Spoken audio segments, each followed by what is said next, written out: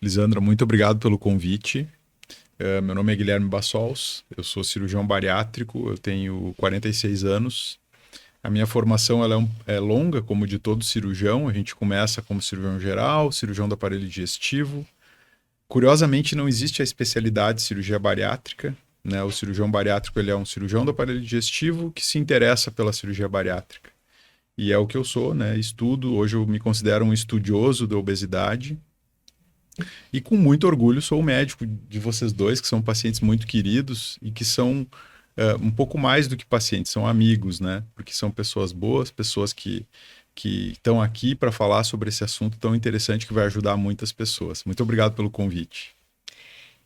Mas eu penso assim, eu acho que quando a pessoa toma a decisão de mudar e a pessoa possui uma indicação de cirurgia, ela tem que ter coragem de mudar. Porque a obesidade, ela acaba tirando da pessoa coisas que não voltam. Foi a reflexão que tu fez quando tu quase caiu o teu avião, né?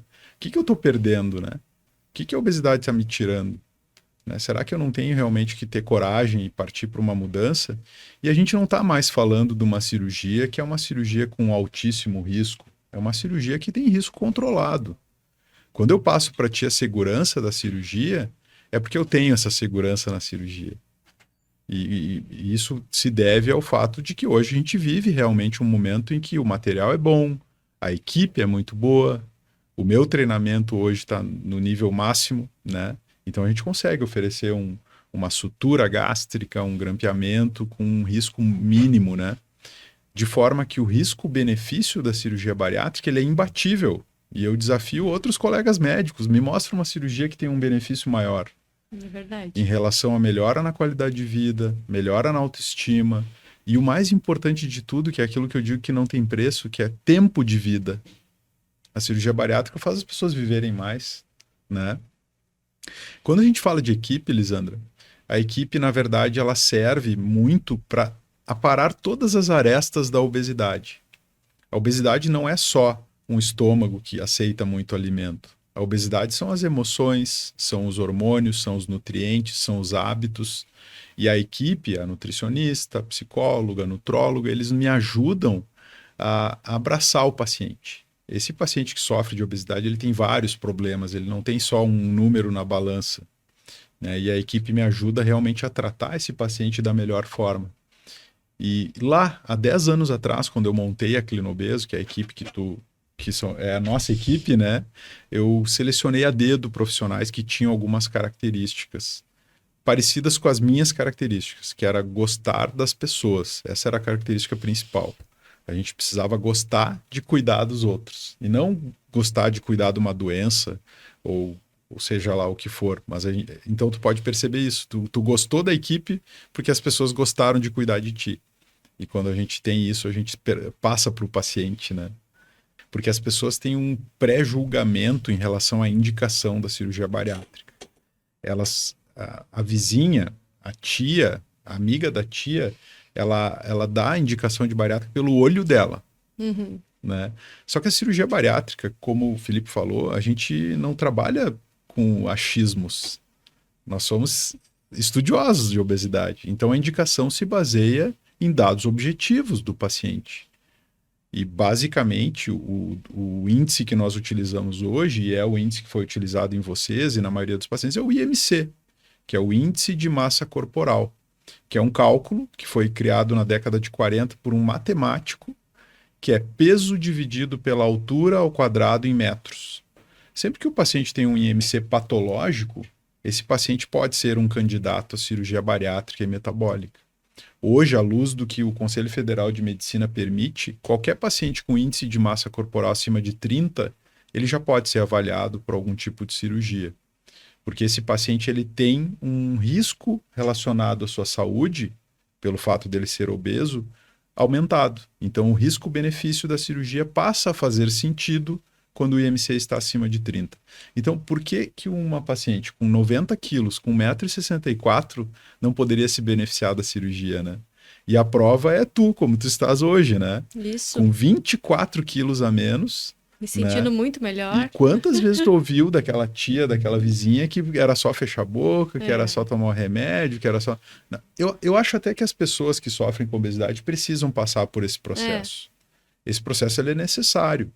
Inclusive é um pré-requisito para a cirurgia.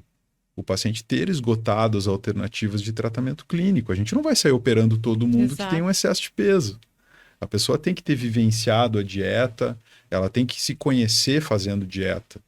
E isso é muitos dos nãos que eu digo hoje no consultório são para pacientes que nunca fizeram nada. Esse paciente eu não opero.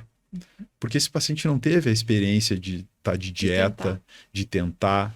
Eu não sei como é que ele se comporta de dieta. Como é que eu vou reduzir o estômago de um cara desses, né? O paciente ideal para cirurgia bariátrica é como vocês dois, que tem uma trajetória de tentativas, que realmente precisavam de algo mais, né? Sim. Eu vou dar um dado assustador para vocês. Mas hoje no Brasil nós operamos 1% dos candidatos à cirurgia bariátrica. 1%. Isso é uma coisa absurda. O que eu quero dizer? Existem 99% dos obesos mórbidos candidatos à cirurgia bariátrica que poderiam se beneficiar da forma que vocês se beneficiaram, que não estão acessando a cirurgia por algum motivo. Ou por falta de acesso mesmo, no caso de pacientes do sistema público de saúde, ou por desinformação, que eu acho que é a grande praga que a cirurgia bariátrica tem hoje. E essa é a minha luta nas redes sociais e nos congressos que eu participo, é informar as pessoas. E eu vou te dizer, Felipe, de todos os possíveis desinformados, os piores são os médicos. Os piores são os médicos.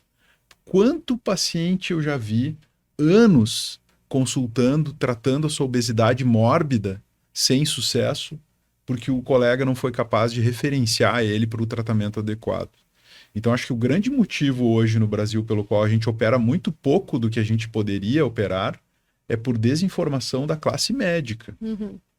Esses dias eu estava conversando com um colega meu de faculdade, ortopedista, colega meu, é um cara jovem. Não que eu seja muito jovem, mas eu acho que eu sou um médico jovem. Ele não sabia que a gente fazia cirurgia bariátrica por vídeo. Nossa. Ele achava que a gente ainda abria as barrigas dos pacientes. Eu disse, cara, pelo amor de Deus, há muitos anos a gente faz cirurgia por vídeo, né? Então, acho que isso é um papel, e por isso que eu estou muito feliz por estar aqui. Porque aqui é o momento que a gente pode informar as pessoas e combater essa desinformação, né? Exatamente. Então... porque eu vejo que os pacientes, quando eles estão acima do peso, quando eles estão no processo pré, quando eles se olham no espelho, eles olham o seu melhor ângulo sempre. Isso. E muitos dizem, eu nem me enxergava assim. Exatamente. Só nas fotos, porque a foto não escolhe ângulo. Mas eu tinha meu ângulo, eu só tirava foto do meu rosto. Mas tu era esperta, porque muitas vezes se alguém tira a tua foto, não pega o teu melhor ângulo. Eu tinha um ângulo, porque eu sempre tive o rosto fininho, então eu tirava foto sempre daqui. E o ser humano, por natureza, ele é ansioso, né? A gente quer ver os resultados imediatos, né? E muitas vezes o paciente que faz cirurgia bariátrica, ele quer se ver magro de um dia para o outro. E aquele processo de emagrecimento, quando ele vai se olhar no espelho, ele olha curiosamente, olha que profundo isso, talvez tu discorde, mas ele olha o pior ângulo. Porque ele não quer mais ter aquele ângulo ruim, né? E aí ele acha que ele não está emagrecendo. Ele só vê que ele está emagrecendo quando ele tira uma foto. Aí ele vê, mas quem é esse? Mas sou eu? Sim, é tu perdeu 20 quilos. Né? Então é uma questão muito de cabeça, né? De identidade, de assumir uma nova identidade. Mas é o processo, né? Então curtam o processo, né? Antes tu fica... E não tem como isso ser fútil. Não. Isso, tu tá excluída do que tu gosta, né? Uhum. Isso é a coisa mais importante da vida da pessoa. A pessoa se sentir parte de algo, se sentir capaz de se vestir bem, né? Então, quando as pessoas simplificam demais o problema, a obesidade, eu fico extremamente incomodado, assim. E eu tenho um exemplo também, contando uma história de uma paciente minha que trabalhou numa empresa durante anos, né? E ela, muito frustrada com a profissão dela, né? Não conseguia evoluir na carreira. E ela era obesa, né? Fez cirurgia bariátrica. E ela retornou recentemente comigo e me disse assim, doutor, uma das melhores coisas que a cirurgia bariátrica me trouxe foi a autoconfiança. Eu consegui desempenhar melhor minha profissão e hoje eu sou coordenadora de 30 pessoas. Obeso, eu jamais conseguiria coordenar 30 pessoas, porque eu não me sentia capaz disso. Por mais que eu fosse capaz, eu não me sentia capaz. Porque eu não me sentia bem comigo mesmo, eu achava que eu era menos do que eu era. E hoje ela está realizada na profissão dela por causa da cirurgia bariátrica, né? Então, por favor, não tem nada de futilidade nisso, né? Não. Não sei se tu tens esse número, mas até saber quantos pacientes tu já operaste até hoje, devem ter sido muitos, né? Porque a gente vê muitos relatos, assim, Sim. e muitas histórias de sucesso, muitos cases, assim, de sucesso. Se tu tens mais ou menos esse número... Foram 3.000 pacientes. Atualmente, nós temos na clínica, eu acabei de levantar, nós temos 186 pacientes em avaliação para cirurgia, que já iniciaram o processo, fizeram os exames. Então é muita gente, né? Muitas histórias que mudaram. Muitas histórias, né? Então para mim é uma realização pessoal e profissional ter nas mãos essa ferramenta, né? E por isso que eu me dedico cada vez mais a ela, porque eu realmente acredito, né? Que a gente muda as vidas. E como é que foi teu pós-cirúrgico? Tava muito tranquilo. E eu acho que deu tudo certo. Foi rapidinho, né? Foi lá. Hoje a cirurgia bariátrica ela dura em torno de 1 hora. É. Seja o bypass, seja o sleeve, né? Mas eu fico muito feliz de ouvir o teu relato e o relato do Felipe, assim, porque esse é o astral da cirurgia bariátrica. Uhum. O paciente tem que entrar com uma paz, assim, naquele momento ele tem que estar 100% certo da decisão dele, né? E 100% confiando no médico que vai operar ele. Então, se tu entrou no bloco e te sentiu totalmente tranquila, é porque tu realmente estava preparada, assim como o Felipe, né? E isso faz toda a diferença, né? Só vê qualidade de vida, saúde, só vê coisas boas, né? Muito bom. Uma observação sobre isso que o Felipe falou, que eu acho que até as pessoas não sabem, é que hoje a cirurgia bariátrica ela mudou de nome. Se vocês forem olhar as grandes sociedades mundiais, elas todas são sociedades de cirurgia bariátrica e metabólica. Quando nós nos referimos a metabolismo, a gente está falando de algum distúrbio que vai além do peso, do excesso de peso. A gente está falando de diabetes, de hipertensão, de esteatose hepática, de dislipidemia. E quando nós começamos a observar nos pacientes que faziam cirurgia bariátrica a melhora dessas doenças independente da perda de peso, a gente começou a estudar mecanismos independentes do emagrecimento que melhoravam a hipertensão, a apneia do sono, o diabetes. Então, hoje, a maioria dos pacientes diabéticos e hipertensos que fazem a cirurgia bariátrica, ele sai do hospital sem remédio. Mas como funciona isso? Eu não emagreci ainda, como é que eu já estou melhor da pressão? Se a pressão era do peso, por que eu estou melhor? Porque a cirurgia tem mecanismos próprios de melhora. E esses mecanismos estão associados com a mudança no trânsito do alimento no nosso aparelho digestivo. Então isso é uma grande coisa, né? Então hoje a gente tem uma flecha que mira num alvo e acerta vários, né? Então a gente tem realmente uma cirurgia muito especial nas mãos, né? Eu queria que tu explicasse a diferença dos dois procedimentos, do sleeve... Ai, tô falando mais perto. Eu queria que tu me explicasse a diferença, porque muita gente não sabe, né? E outra coisa também que eu queria... E outra coisa também que eu queria também, doutor Guilherme, é trazer a questão do que a gente escuta bastante, né? Até a minha mãe fala bastante, do tipo, cuida que o fulano engordou de volta, né? E tipo, cuida que não sei o quê. Cuida que, ó, não come muito, porque vai voltar a ficar gorda. Então, essa questão aí que a gente escuta bastante, eu queria que tu explicasse um pouquinho pra gente como é que pode, né, alguns pacientes retornar ao peso após uma cirurgia. Eu acho que o mais importante quando a gente fala em reganho de peso, esse até nem é um termo que eu gosto muito. Para mim explicar essa tua pergunta, eu preciso reformular o termo reganho de peso. O termo correto é recidiva da obesidade. Porque a obesidade é uma doença, né? E quando ela volta, tu não reganha ela recidiva, porque ela nunca deixou de estar ali, né? Então, hoje vocês estão magros, mas vocês continuam tendo o mesmo problema crônico, que é uma tendência diferente de acúmulo de gordura corporal. Então, quando a pessoa abandona o tratamento, abandona o que foi proposto, ela tem uma facilidade exatamente igual à que ela tinha antes de engordar, né? A cirurgia bariátrica ela nunca vai ser a cura da obesidade. Ela é uma ferramenta preciosíssima para controle dessa doença. E então, quando tu vê um paciente que fez bariátrica, emagreceu, engordou de novo, é porque em algum momento ele esqueceu desse conceito de que, na verdade, em momento algum a cirurgia iria emagrecer ele. Ele não vai ser emagrecido pela cirurgia. Ele tem que emagrecer usando a cirurgia como uma ferramenta. E de que forma as pessoas engordam? Voltando a ingerir mais caloria do que elas gastam. É um cálculo simples. Voltaram a ingerir bebida alcoólica, voltaram a comer doce, pararam de fazer atividade física, né? Todos os erros que eram cometidos antes voltaram. A cirurgia não segura isso.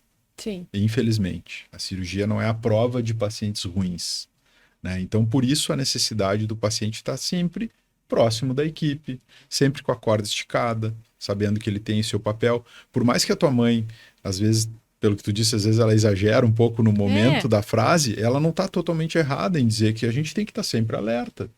É como um diabético que tem hiperglicemia, ele não pode se dar um luxo de um dia, hoje eu vou me encher de sorvete, né, brigadeiro, porque eu quero. Ele vai ter uma crise de hiperglicemia, né? A pessoa que sofre de obesidade, ela não pode se dar o luxo de, eventualmente, fazer um exagero alimentar, que ela vai aumentar. No final do mês, aquilo para a pessoa que tem uma tendência a aumentar de peso vai ser 1 quilo. Né? No final do ano, são 12 quilos. Né? Então, isso é uma armadilha. Se tu me permite, eu vou responder a tua primeira pergunta, que claro. É sobre os tipos de cirurgia, né? Isso. E a gente tem 2 exemplos aqui, né? Tu fizesse sleeve, né, Felipe? Não, fiz bypass. Tu fez bypass também, né? Desculpa. Também. Então foram 2 bypass. Isso, até porque eu tinha refluxo. Isso, perfeito. Então, aqui nós temos 2 bypass. O bypass é a cirurgia mais tradicional, né? É a cirurgia que existe há mais tempo. O bypass ele foi idealizado lá na década de 50. O primeiro bypass por vídeo foi na década de 90 e ele se caracteriza por ser uma cirurgia que é um desvio intestinal. Então, ainda hoje no meu Instagram eu fiz um stories mostrando um vídeo do bypass. O bypass o novo estômago, ele tem algo em torno de 50 ml e como ele é grampeadinho, a gente precisa conectar o intestino naquele novo estômago para que o alimento passe desse novo estômago pequenininho direto para o intestino. Então, por isso que é bypass, a gente pula o grande estômago através desse desvio. É uma cirurgia extremamente eficaz, vocês são a prova disso, e milhares de pacientes são. Tem as características metabólicas muito evidentes, como tu mesmo reparou, melhora da hipertensão horas depois da cirurgia, melhora da esteatose, melhora do refluxo. Então, é uma cirurgia realmente muito confiável, né? O sleeve é uma cirurgia mais nova, ele já é dos anos 2000, que é uma cirurgia que inicialmente ela fazia parte de uma outra cirurgia. E num determinado momento, lá nos anos 2000, um cirurgião americano, quando foi fazer a cirurgia, ele não conseguiu prosseguir. E o paciente acabou sendo fechado só com sleeve. E o paciente teve um excelente resultado na perda de peso.